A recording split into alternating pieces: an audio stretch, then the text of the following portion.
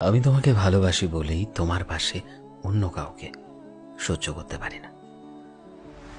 ভালোবাসি বলেই এত চিন্তা হয়, এত সন্দেহ হয়।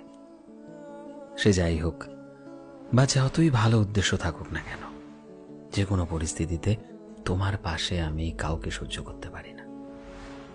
হ্যাঁ, এটাই আমার সবচেয়ে বড় উইকনেস বলতে পারো। তুমি হয়তো এটাও বলতে পারো যে আমি অনেক হিংসুটে, আমি সাইকো, যাই বলো না কেন। আমার ভালোবাসাকে আমার করে রাখার জন্য যদি আমাকে হিংসুটে হতে হয়, আমাকে সাইকো হতে হয়, আমি তাতেও রাজি। কারণ আমি যে তোমায় বড্ড ভালোবাসি প্রিয়। যে কোনো পরিস্থিতিতে আমি তোমাকে অন্য কারো সাথে সইতে পারি না গো, আর হয়তো কখনো পারবো না। জানি না তুমি এমনটা ফিল করো কিনা আমাকে নিয়ে, বাট আমি অলওয়েজ তোমাকে নিয়ে এটাই ফিল করি। সবকিছুর ভাগ দেওয়া যায় প্রিয়, কিন্তু কাছের মানুষের, প্রিয় মানুষের ভাগ কাউকে দেওয়া যায় না। প্রিয় মানুষের ভাগাভাগি হয় না প্রিয়। তুমি শুধু আমার, তুমি সম্পূর্ণরূপে আমার, এটাই ধ্রুব সত্য।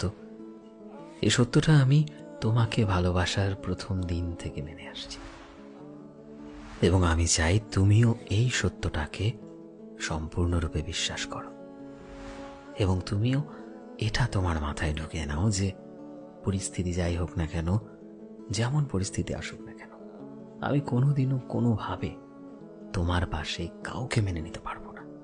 আমি কখনোই তোমাকে অন্য কারো সাথে ভাগাভাগি করে নিতে পারবো না প্রিয়। আর যাই হোক না কেন, আমার জীবনের শেষ নিঃশ্বাস পর্যন্ত এই কনসেপ্টটাতেই আমি বিশ্বাস করব, এবং আমি জানি এই কনসেপ্ট আমি বজায় রাখতে পারবো শেষ নিঃশ্বাস পর্যন্ত।